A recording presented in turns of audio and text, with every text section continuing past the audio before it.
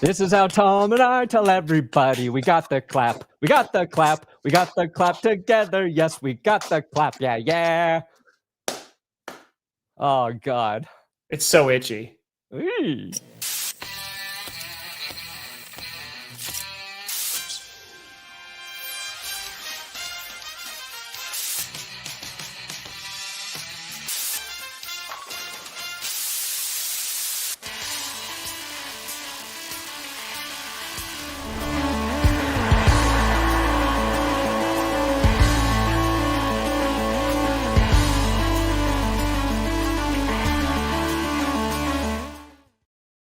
Oh, baby. Well, that was bad. Sorry. We here. We sure? You in the right direction. Welcome to another edition of the Grossi Perna Show. I'm Tom Grossi. That's Brandon Perna. And this is G-A-P-S.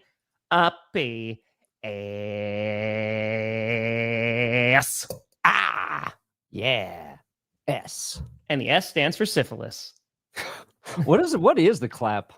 Isn't that it's syphilis? Is it syphilis? Yeah. Let's see. Gonorrhea. Oh, gonorrhea. Mm. Hey guys, we're raising money for charity too. Oh, we got no. Hey, listen. Yeah, lots going on today. Good God, Kelsey with a $640 donation. We're doing fundraisers over here. Whoa. Kelsey. Perna. I love it. Yeah, what a start to the show. Perna, you are doing a chat because it's the day before Thanksgiving, and I reached out to the Clickbait folks. I was like, hey, guys, are we doing our usual Wednesday? And everyone's like, no! So, like, we are not going to do it.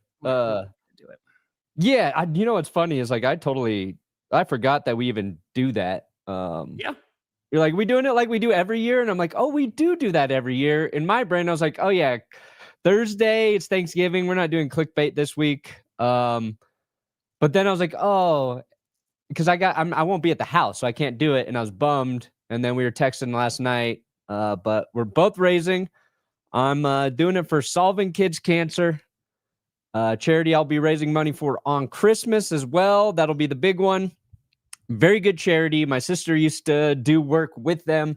She's now over at St. Jude, but she's like, keep raising money for Solving Kids Cancer. They need it. So appreciate it. If you have, the extra money to give, that's what this holiday is about. Not just massacring as many turkeys as we can every year.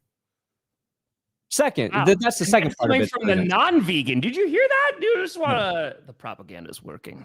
But you do. I mean, that's just numbers. You got to kill a lot of turkeys right now. It's very true. I mean, yeah, it's every year.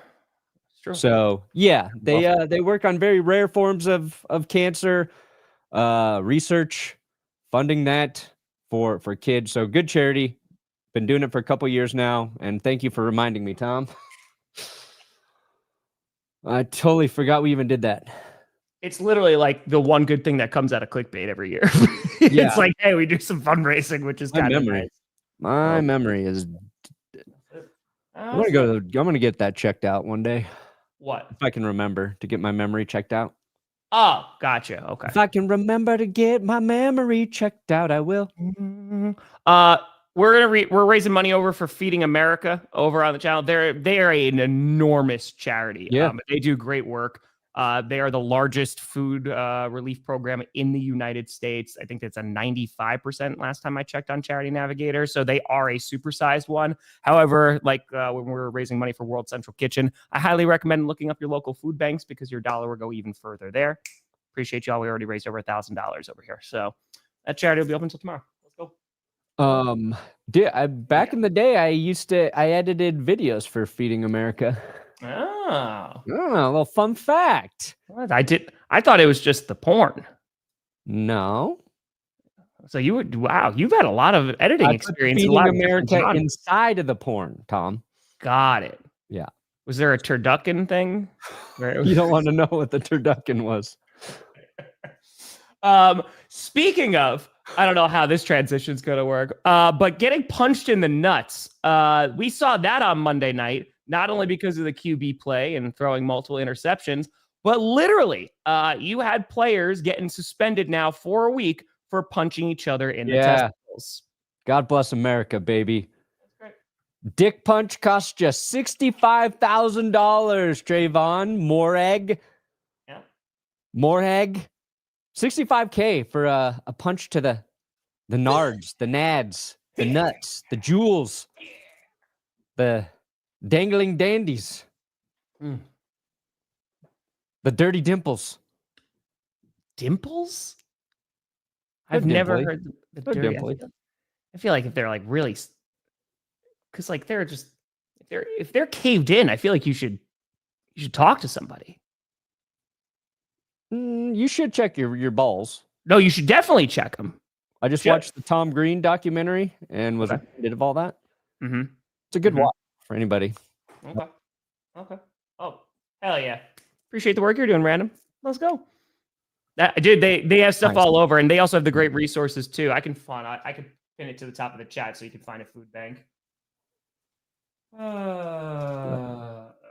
Sorry. Yeah, let's talk about that game, though. You said you had a lot of thoughts on the Carolina Panthers, who had an opportunity to take the division in the NFC South.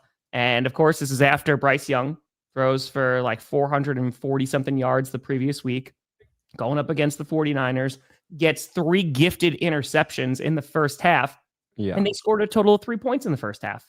Not great. No, you got to score more than that if you get 3 interceptions. A little bit. Like, if you want to win a football game, Carolina, that's what you got to do.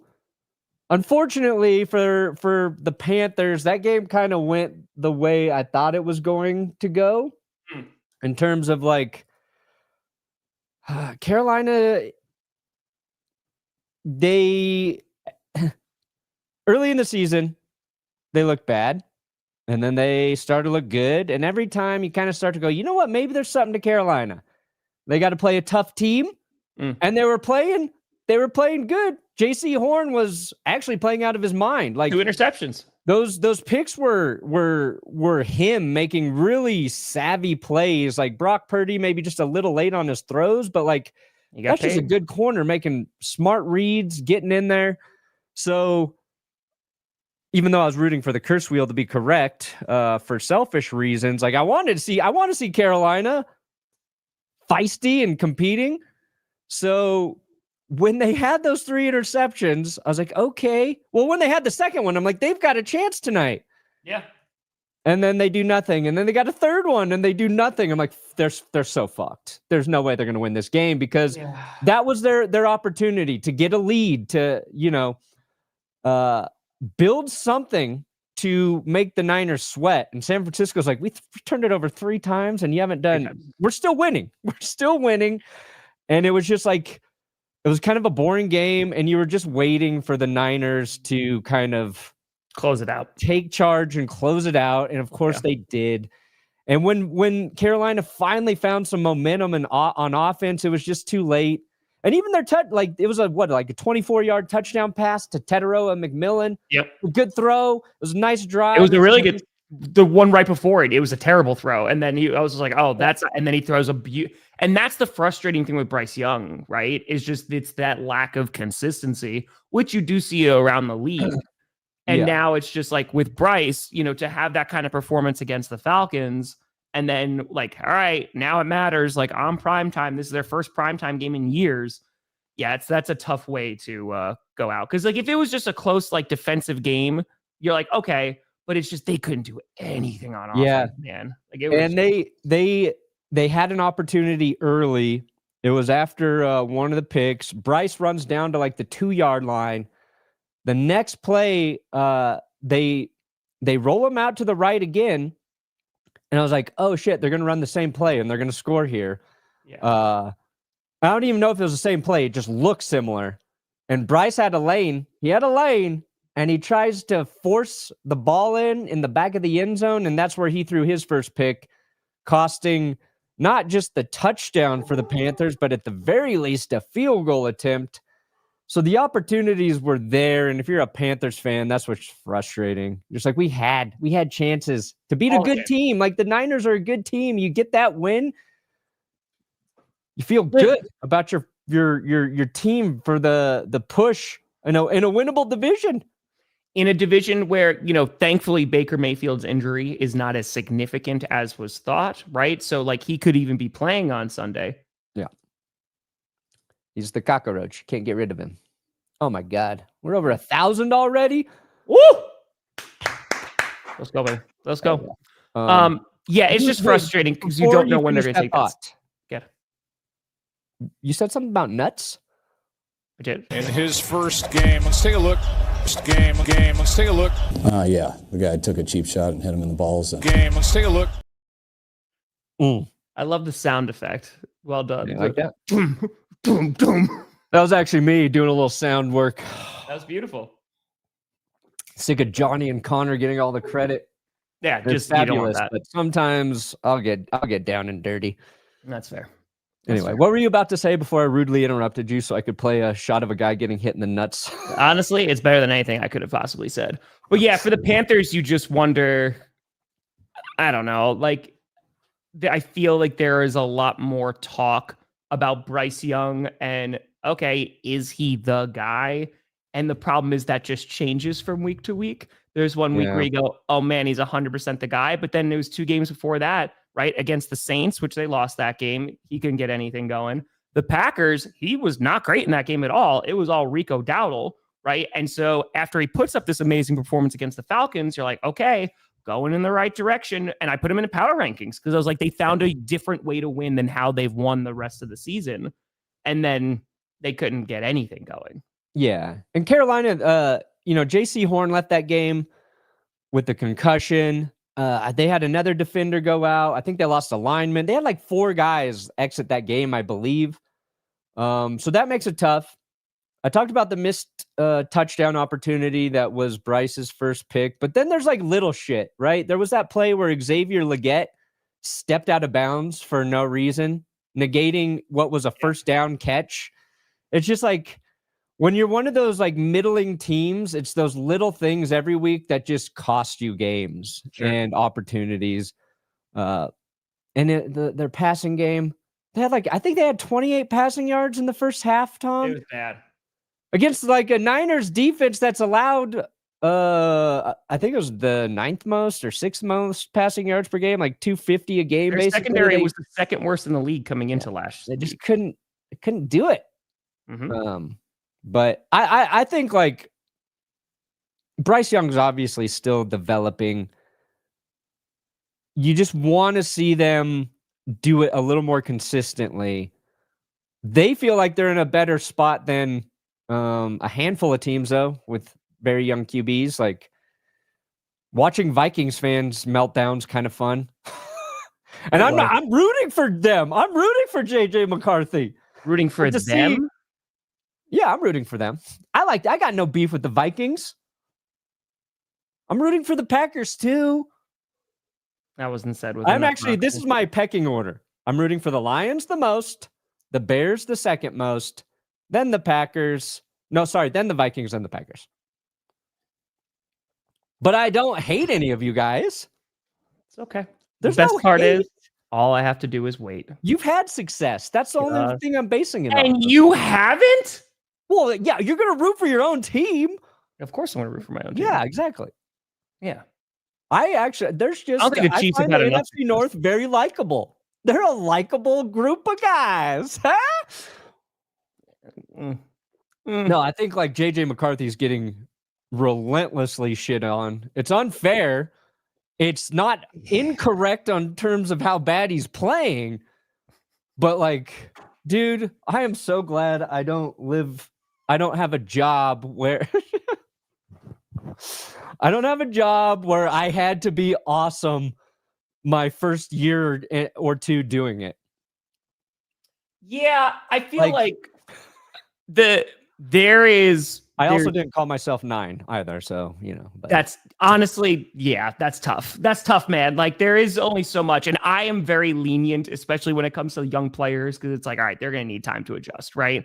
And with JJ, you're 100% correct. I think there's a few things at work here. One, the Vikings were a 14-win team last season.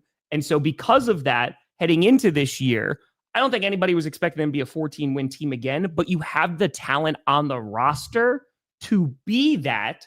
And one of the only main differences is your quarterback. So that's tough, right? Yeah. One. Two, he's played a handful of games, right? And the wins that he's had over the division, right, against the Bears, okay, you could look at that game, maybe we could toss it to the side.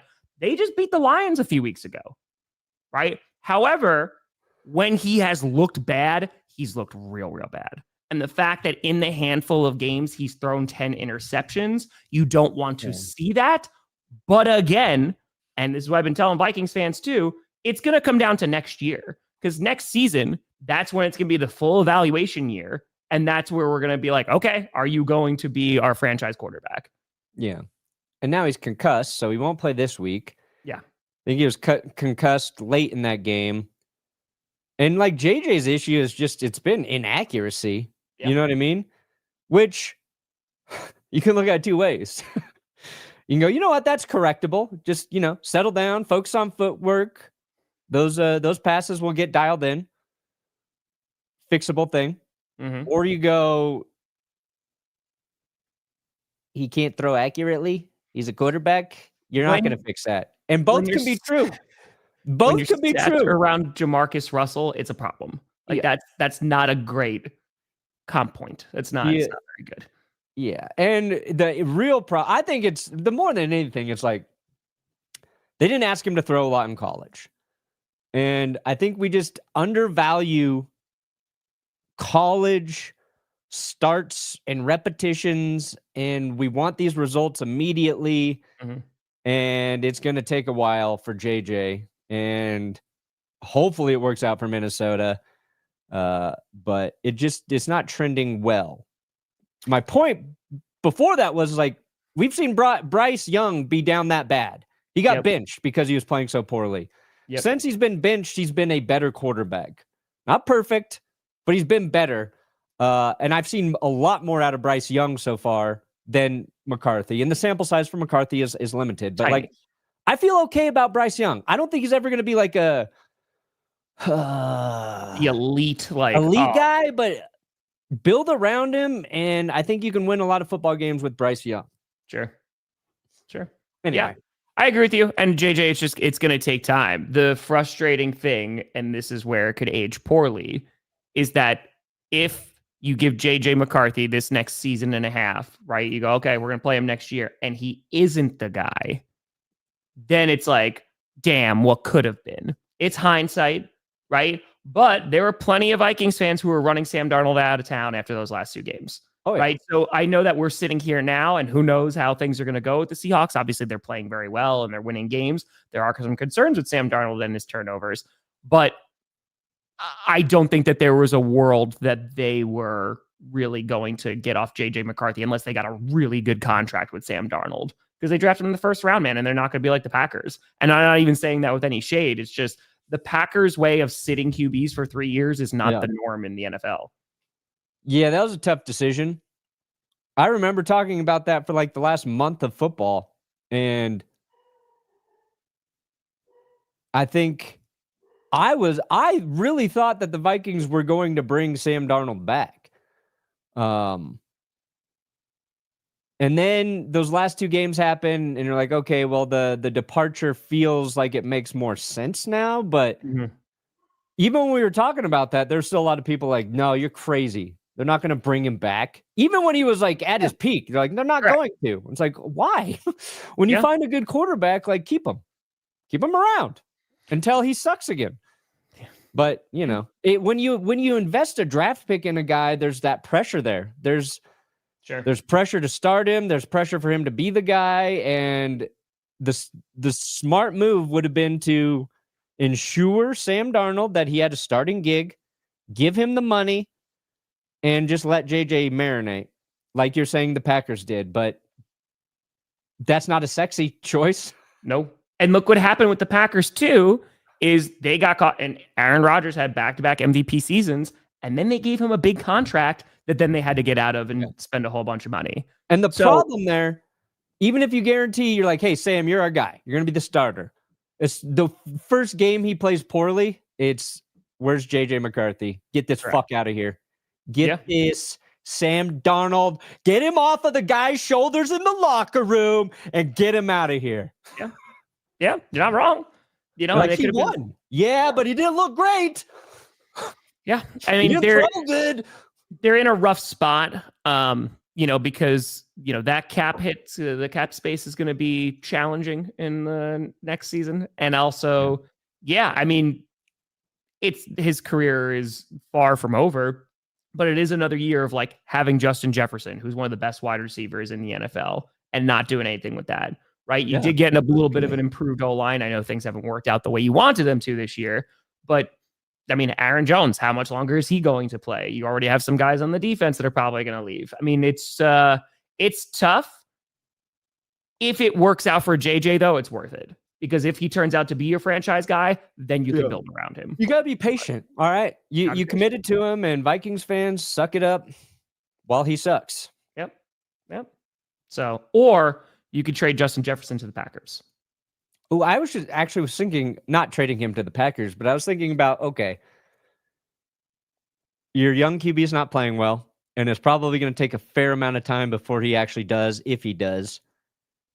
You are wasting Justin Jefferson. Now, obviously, you want to have a great receiver for your young receiver, but you could probably get a lot for Justin Jefferson in a trade right now, which would help you build around him and build for the future. I was thinking about it like would you consider trading Justin Jefferson to get, I don't know, you could probably get 2 first rounders for him at this rate in this market. Oh, I mean, you get multiple first round picks, I think, for Jefferson. And oddly, it would be really funny if it was the Seahawks who made that trade. They're like, we're going to have JSN and Justin Jefferson.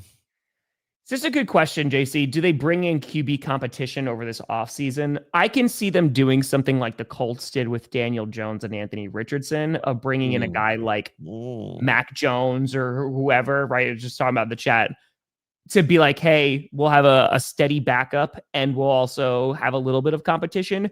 And if JJ can't beat him out in preseason, then maybe have where you can at least sit a little bit.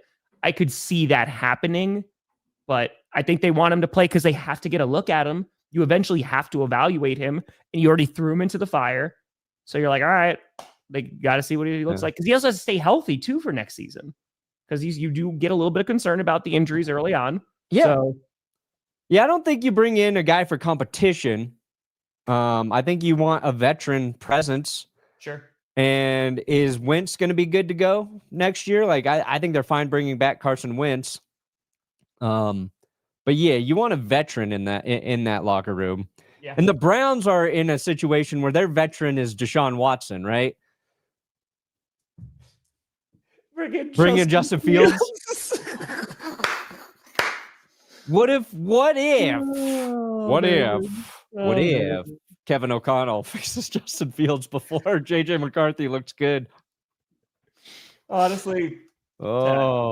10 out of 10. But yeah, I wouldn't be surprised if they wind up getting a veteran in there.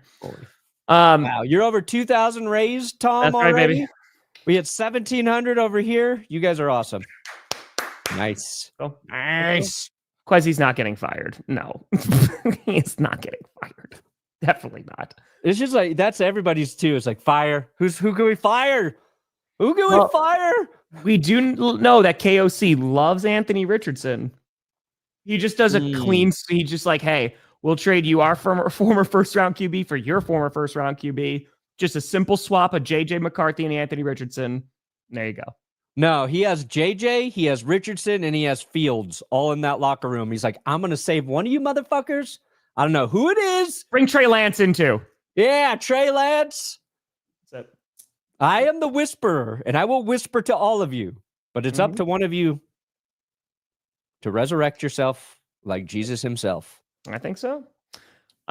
We got 3 Thanksgiving games tomorrow. We're going to take a gander at the first one, of course, being the Green Bay mother-loving Packers taking on the Detroit Lions.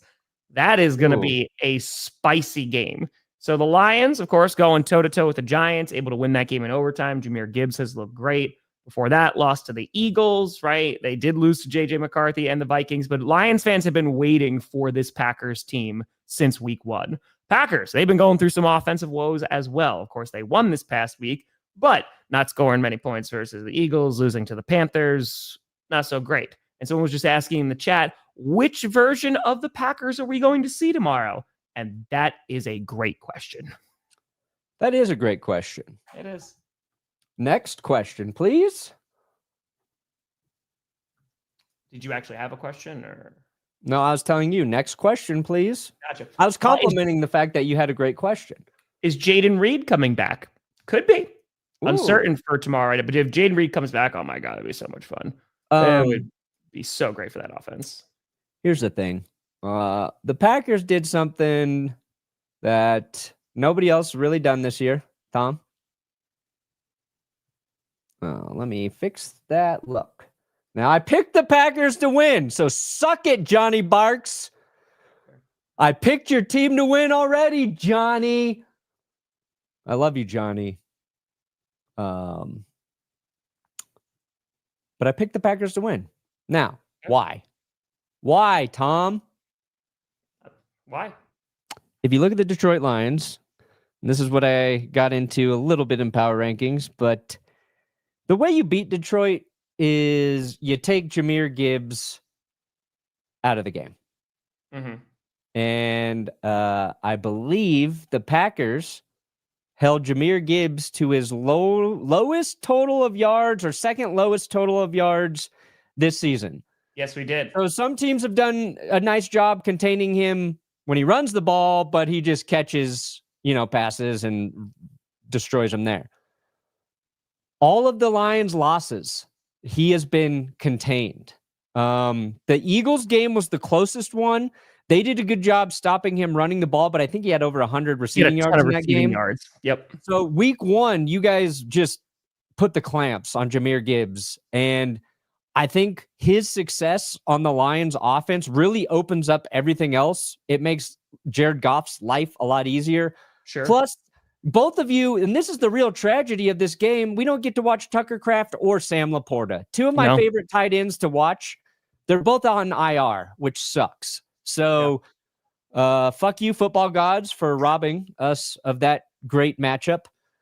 But yeah, it just...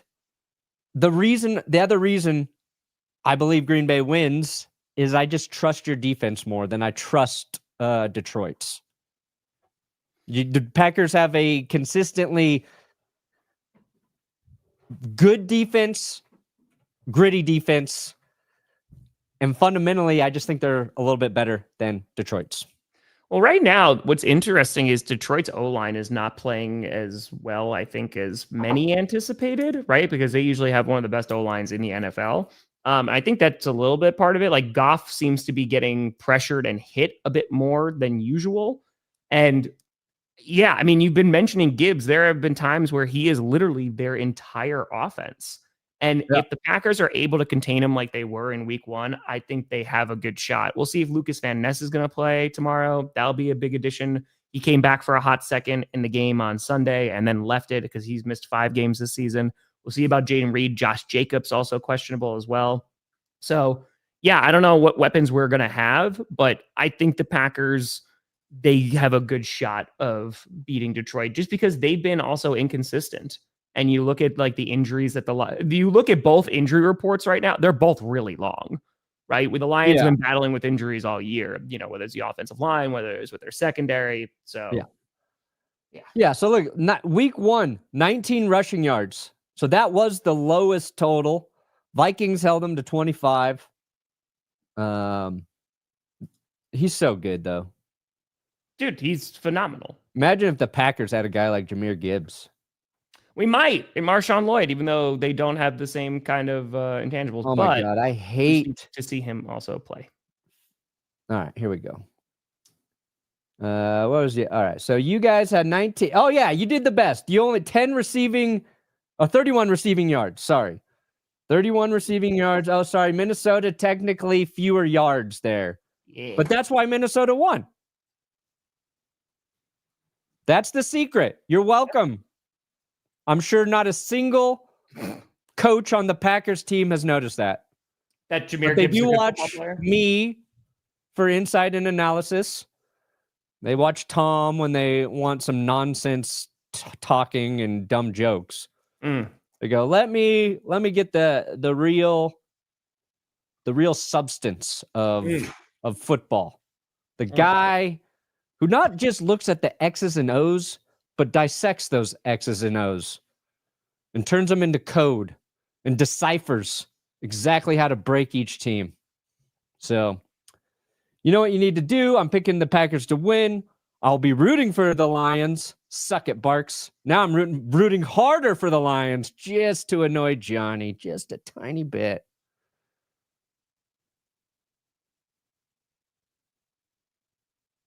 You done? I don't know if you were. It should be a good game, though. I'm enjoying it. It should be a fun one. Yeah, it's probably the best. Who did the Lions play last year on Thanksgiving? Dude, a division matchup. Oh, is it that the Bears Eberflus timeout game? That was the Cowboys, wasn't it? Or was that Lions? Who did that? That was Lions Bears. I definitely recapped that game. It was the Bears. You're right. Right? Yeah. That was the Eberflus game. Okay. That's a great time. Dude, I need something fun to happen in that game. God, it'd be great. That'd be great. I also picked the Cowboys, Tom. This is turned into a really intriguing game because both these teams are fighting for their playoff lives, right? Both are going to have to climb out of the holes that they're in. Yeah. And yeah, this is going to be a fight. If this was played in Arrowhead, I feel a lot better about the Chiefs. The Cowboys defense, though, in that second half of that Eagles game, they really clamped down. Of course, the Eagles offense also got in their own way as well. But yeah, this is a tough one.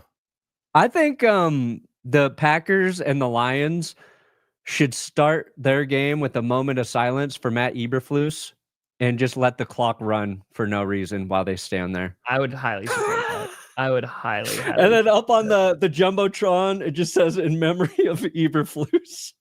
And just do they do the same exact thing when Eberflus is coaching in the Cowboys game? Yeah. Okay. Yeah, sorry. You were talking about Cowboys, Chiefs, but I was thinking about that joke. It's worth it. Here's what I like about Dallas. Our defense is playing better. We dunked on Jared. I still don't think he should have traded Micah, but George Pickens, great acquisition. Quinnen Williams, he's been very good. For some reason, their secondary is now playing better. Maybe that's because the defensive front's been disruptive. So I still don't trust the Cowboys secondary. I'm not sold on Deron Bland being good yet. He's going to have a tough matchup against Rashee Rice, Xavier Worthy. They got some fast guys back there. But I think that's the difference right now is their offense is getting complimentary football. Sure. When the Dallas offense is clicking, it's as good as any in the NFL. And I think this is going to be a fun game. It might actually be a higher scoring game. Now, that said, the Chiefs defense was very good against Indianapolis, but the difference is Dak Prescott is a better quarterback than Daniel Jones, and you can't just rattle Dak the way you can get to Daniel Jones, because I think Dak can beat you through the air. Sure. And now he's got 3 legitimate targets from Ferguson to CD to Pickens. And I hope Javonte Williams has a big game against Kansas City. If I can get 2 rushing TDs from Javonte, I'll be very happy. But yeah, I kind of like Cowboys at home. This is 100% a hate pick against Kansas City, but I actually believe the Cowboys have a good chance to win. I think they do. I mean, just also having Quinnen Williams there and having Overshown back and like being able to get after the quarterback, because that was the question after the Raiders game. Can they just do that against a much better football team in the Eagles? And first half, answer is no. But that second half, they really, really look good. And I feel like we gave a lot of crap in the offseason to Schottenheimer. And it feels like he's been pretty solid. Yeah. There have been times where, so I gotta give some credit here. So yeah, this is going to be a very, very interesting game because it feels like whoever loses this game, maybe their playoff hopes are no more. It's just going to be a real big hill to climb, especially with their schedules. Yeah. So yeah, that's gonna be a tough one. Now the Cowboys, I mean, Jerry got lucky. One, he got lucky that the Steelers wanted to get rid of George Pickens, and they're willing to get rid of him at a cheap price. Because it feels like the Steelers could really use a guy like George. He got lucky that the Jets decided to do a fire sale halfway through the season. Sure. Helps. But he had the capital because of the Micah trade. So, it's funny because I feel like we were right to crucify Jerry the way we did at the time. But also things feel like they're starting to work out for Dallas. Now, Dallas still has a long way to go, right? They do have 5 losses, the tie against Green Bay. They have to continue to win, and they have to be able to prove that they can win consistently against good football teams. So it starts last week. You get a big win over the Eagles. Beat the Kansas City Chiefs, and then people will start to believe in the Cowboys. And then Scooter's going to become a monster. That's okay. We'll deal with it. We will handle it. But yeah, it's, can't lie and say that the Cowboys suck right now because they don't. They don't. I mean, it's just, is this defense going to be able to be consistent? I have the same concerns as you when it comes to their secondary, and I don't know how well they're going to be able to utilize Javonte Williams, considering that the Chiefs shut down Jonathan Taylor this past Sunday. So, yeah. No, Jerry absolutely got lucky that the Jets decided to trade Quinnen Williams, a guy that they have paid, who the Jets, look, they got draft picks. They got draft picks. But to trade Micah and be like, you know what, I'm going to get Quinnen Williams in 6 weeks. I'll be all right. Yeah. 7 weeks. Yeah, that's a little fucking lucky. The Jets had to be complete ass. And it wasn't just Quinn. They got rid of Quinnen and Sauce. Nobody would have predicted that. Nobody. Yeah. Now, he did the work. He put up the capital. He outbid whoever to get Quinnen Williams. I'll give him credit for it. But some things went right. Pickens was smart. That was a savvy move. I think we said that was a good move when it happened. So, it's going to be real interesting. This game potentially, I mean, it's between Packers and Lions, and then this game here, be game of the day. This game, it looks like we're getting Joe Burrow back. Joey B coming back. Oh, Joey. I hope he's okay. I hope he survives.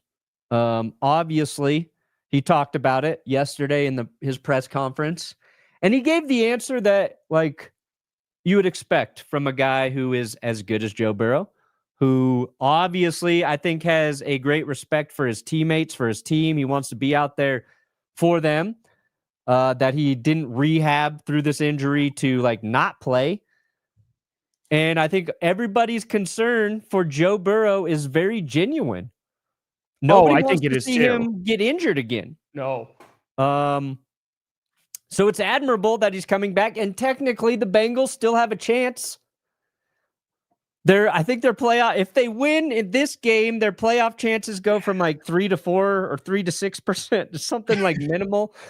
But if they keep winning, and that division is kind of crazy, there's an outside chance. So I get why that hope is nice. It's a good gift for Joe to give Bengals fans for the holiday season. Sure. But Joe is going to have to set up several booby traps to defeat the bad guys every week, like he is one Kevin McAllister. Literally, yes. And I hope he plays well. I hope he doesn't get hit much. And he finishes the season healthy. And T. Higgins is out, right? But Jamar Chase will be back. I think Tiggins. Oh boy, I almost Brady'd that. T. Higgins is out, and I hope he's okay. I hope he is okay without T on the field. Yeah, I mean, I respect Joe Burrow, man, and to go out there for a 3-8 football team, and like you said, rehab through this injury, It's just, I worry about him behind that O-line. The defense didn't look like complete ass on Sunday, which was nice. Yeah. You can hang your hat on that, but And the Ravens offense has not looked great the last 2 they weeks. have not. Their defenses look good, but their offense is still getting things going. Yeah. There's another time. I mean, we have some really good matchups. We'll look at the rest of them on Friday, but we have some really good matchups coming up. You know what? I'm changing. I'm going Bengals. Ooh! I think the Joe Burrow return factor is because I think I picked these before I knew if Joe was coming. Mhm. I also picked the Bears to beat the Eagles. So haven't done any other picks, but I wanted to make sure I got that Black Friday pick in. Yeah, you know what? Joe's gonna juice them up. Bengals got a lot to play for in terms of being almost pretty much all the way out of it. It sucks because everybody likes Joe Burrow. He's a great player, man. That's why they're like, don't come back, Joe. Yeah, they're just like, this is for your own good, man. Yeah. Like, it's usually when like opposing fans are telling a quarterback to not come back, it's because they don't want to be hurt by him. Everybody's just like, we don't want you to get hurt, Joe. We don't want to hurt you, Joe. Yeah. Yeah, welcome to the NFL. It's I mean, again, it's just the season for the Bengals has gone so wrong, and there'll be an interesting offseason for them, but they have a shot. They definitely have a shot on Thanksgiving. That should be an interesting primetime game at least. It could be. We could have 3 good games. We could. Yeah, I like all 3 of those games actually. Yeah. Like the Bengals record sucks, but like Joe coming back makes that game interesting. I agree with that. Dude, even Bears Eagles I find fascinating for Friday. Because like I don't think like the Bears have like earned their way to 8-3, and it feels like the Eagles have kind of fallen there, and it's because they can't run the football to save their lives. And everybody's like, the Bears are 8-3, but I think a lot of people don't believe that the Bears are actually as good as 8-3. I'd argue the way they're winning justifies the fact that they are 8-3. Eagles coming off a bad loss to the Cowboys, that makes them dangerous. And it feels like their offense is there. It's just hiding. It's like hiding and waiting to attack somebody, and it might be Chicago this week. But I don't know. I mean, if the Bears are able to beat the Eagles in Philadelphia, oh yeah, going to be a lot of people taking the Bears more seriously. And again, dude, you're the starting linebacker for the Chicago Bears right now. Like it's slim pickings. Yeah. So that'd be a big win on the road against Philadelphia. Nick Sirianni doesn't lose against the NFC North. That'd be big. That would be huge. So it should be some really good games. They did a nice job with the schedule this year. Not that they could have predicted this is where these teams are going to be, but yeah, the one that I'm like the least looking forward to is the Bengals Ravens, and mostly it's because I don't want to see Joe Burrow get hurt again. Yeah, but I still want to see him. Okay, let's see where that Ravens defense really is. Yeah. So we about to find out. We about to see. We are $81 away from 2,000, Ray. $81 away. Let's go. Yeah, we are 2,176. Appreciate y'all for donating. Thank you. Thank you. Let's get there now. Let's do it. What do you got coming out today, Perna, if anything? Oh, I got power rankings. The rankings of power. We didn't even talk about that. You did curse the Panthers, so you are also the reason why they could not get a win. Yeah. Yeah, I mean, let's be honest. 3 picks and you lose. That's a curse. That's a curse. That's 100% a curse. Did you already spinning the wheel? Yes, I did. I know. How many times? Just once. I don't believe you. People are not going to be happy. Why? Because I cursed humanity. Well, I should put that on there. All of humanity. Feel like people were saying that you should put like serious things on there. It'd just be like cancer, homeless, and you could curse them. Oh, I could curse cancer to get rid of it? That's it. Hey. What happened overnight? Cancer just disappeared. Brandon Perna's curse wheel. Got rid if of it. that actually happened. See, that's the thing, though. Like, I've tried to use it to get rid of things I don't like. Kansas City Chiefs, Kansas City Chiefs, Kansas City Chiefs. Chiefs on there, though. Yeah. If you have any sort of like heart in the curse, won't work. Yeah. If there's love there, won't do it. Won't do it. The amount of love I put into hating the Chiefs is unmatched. It's significant. You know? Yeah. Some say I love to hate the Chiefs more than I love anything. I don't say that. More than you love the Broncos. I love the Broncos more. Maybe that's your weakness. Yeah. You're not a big enough hater. Yeah. Maybe I need more hate. I think everyone can need a little bit more hate. Is that how Darth Vader won? What? Is that how Darth Vader won? Hate? Well, I mean, he technically didn't win if we're just going. I mean, he didn't he fuck up Luke Skywalker a little bit? I mean, yeah, he chopped off his hand. Yeah. So he fucked up Luke Skywalker and then he threw, was it Palpatine into the thing? Yep, into the reactor. Yeah, he won. He beat the two biggest bosses, a good boss and a bad boss. Darth Vader doesn't get enough credit for really beating both evils, the good evil and the bad evil. Kind of killed his wife. Not great. Yeah. Obi-Wan, talk about blowing a 28-3 lead. Just with Padawans, man, really dropped the ball there. I've barely even watched Star Wars too. Yeah, I know. I appreciate how much you're trying, though. I mean, as I literally just did an entire skit like I have for the past 3 weeks dressed up as the Emperor from Star Wars. So, yeah. Nice. What do you got coming out today, Tom? Power rankings are out from yesterday. Predictions. That's the one. Scripted came out yesterday. Power rankings came out yesterday. And then, today will be predictions. I'm also going to do my November Q&A for Patrons and YouTube members because I realize the end of the month is on Sunday. So we did our hangout on Sunday morning. Oh, before Red Zone started so that the European folks could join. And it was very nice. It was refreshing to do it early in the morning. There we go. I like that. And then on Thursday, I'll be streaming, obviously, Packers-Lions, get a couple of those videos out for like post-game reaction. And I'm going to be streaming the Bengals-Ravens. So another primetime game. Got to do it. Games on Thursday? 2. I just got to get the videos, the 2 videos out too. And then I got to also be streaming on Black Friday too. Yeah. So there will not be Q&A on Friday, but we will be doing a stream. Are we going to do this? Friday? Yeah.